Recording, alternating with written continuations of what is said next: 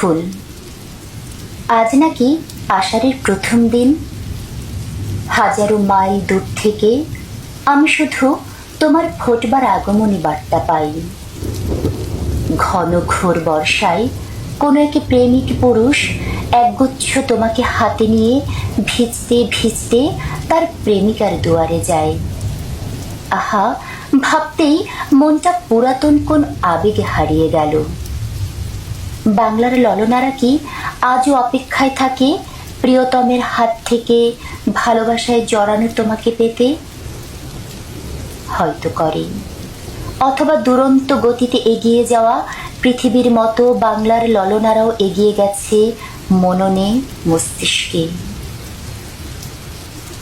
জানো কদম ফুল, আমি যেখানে বসত গড়েছি সেখানে কোনো আষাঢ় মাস নেই, সেখানে কেউ কখনো কদম ফুল দেখেনি। তোমার অপরূপ সৌন্দর্য সম্পর্কে বরফ শীতল এই মহাদেশের মানুষেরা অবগত নয়। হ্যাঁ, এখানেও বৃষ্টি পড়ে, কিন্তু সেই বৃষ্টি আমার দেশের বৃষ্টির মতো প্রেমাবেগ জাগায় না মনে। ঠান্ডা শীতল বৃষ্টির জল গায়ে পড়লে কেমন যেন ছমছমে অনুভূতি হয়। এখানকার সবুজ অরণ্য মুগ্ধ করে, কিন্তু কিসের জন্য অভাব রয়েই যায় অনুভূতিতে। প্রিয় কদম ফুল, আমি যে আজও রয়ে গেছি সাধারণ এক বাঙালি নারী হয়ে, তাই তো আবেগহীন বরফের রাজত্বে আসার খুঁজি, মনুষ্য সৃষ্ট সবুজ অরণ্যে তোমায় খুঁজি। বাদল দিনের প্রথম কদম ফুল গানটি গুনগুন করে গেয়ে আবেশ জাগাই মনে। এই বুঝি এলো সে, এই বুঝি এলো সে মৃদু পায়ে ভিজতে ভিজতে।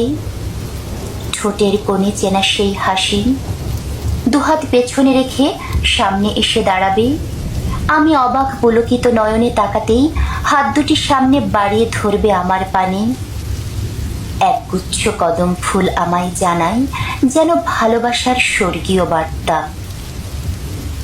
আবারও হাত বাড়িয়ে ডেকে চুপি চুপি বলবে, চলো প্রিয়া, আজ তোমায় বৃষ্টিতে ভেজাই। আষাঢ়ের বারিশ ধারায় জন্ম হোক নব প্রেমের, নব স্বপ্নের। আহা কদম ফুল, সবই যেন শুধু কল্পলোকের কল্পনা।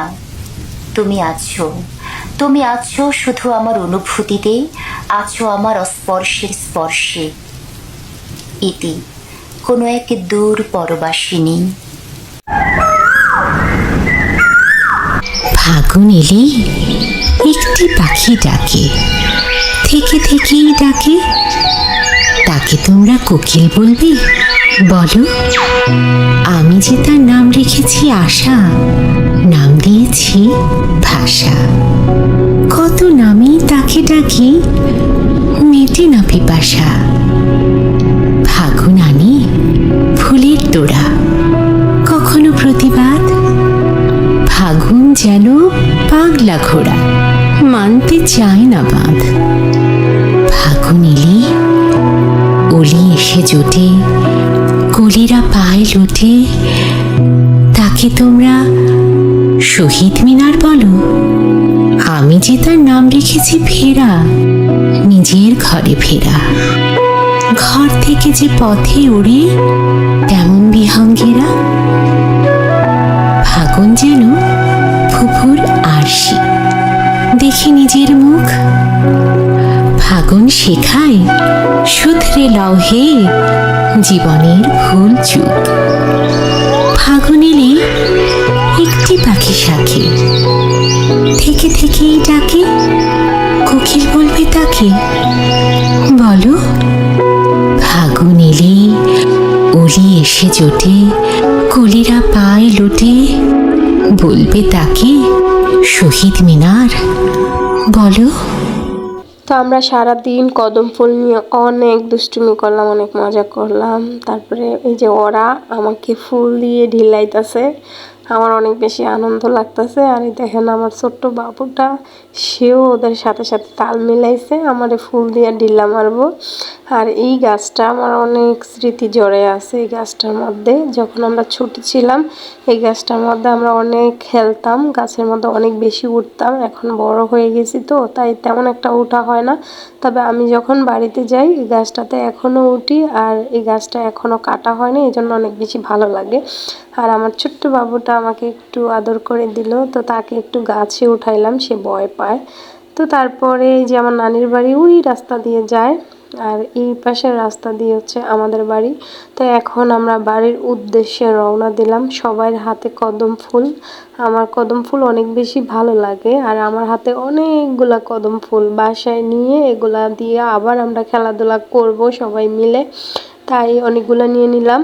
আর আজকে আমরা কদম ফুল দিয়ে অনেক বেশি দুষ্টুমি করছি। তো শৈবিকে এখন আমি একটু কোলে নিলাম, কারণ ও অনেক দৌড়াদৌড়ি করছে তো ক্লান্ত হয়ে গেছে। তো ভাবলাম অনেকটা পথ যেহেতু একটু কোলে করে নিই। আর অনেক রৌদ্র ছিল। আর এগুলা সব হচ্ছে আমার ভাতিজি, আর একটা হয়েছে মিমবুড়ি, এটাকে সবাই চিনে। এত রৌদ্র ছিল আর প্রচুর গরম ছিল, আর এই গরমের মধ্যেই আমরা এত দুষ্টামি করলাম, মানে পুরো অবস্থা খারাপ। এখন আমরা বাড়িতে চলে আসছি, কাঁঠালের বিচি ভাজা হয়েছে, সবাই মিলে খাইতেছে, তো আমরা খামু। আর এই দেখেন কবুতরগুলো অনেক বেশি সুন্দর, তাই না? আর এটা হচ্ছে আমার বড় আপু, সে অনেক দুষ্ট, ওই যে পাকঘরে লুকায় আছে আমার এক কাকা। তারপর সবাই মিলে অনেক বেশি মজা করতেছে, আনন্দ করতেছে। আর কদম ফুলে যে আপু সবগুলা দখল করে লাইছে, বলতেছে তোরা তো অনেক খেলছস, এবার এগুলো আমার দিয়ে দে, আমি এগুলা দিয়ে একটু দুষ্টামি করি। আর এইদিকে বাগিনাটা দেখেন কি অবস্থা করতেছে, কাকিও আসছে ওদের সাথে দুষ্টামি করতে। তো সবাই মিললা অনেক পাড়াপাড়ি জড়াজড়ি করতেছে। তো এইটা হচ্ছে আমার বড় ভাই, মানে জেঠাতো ভাই।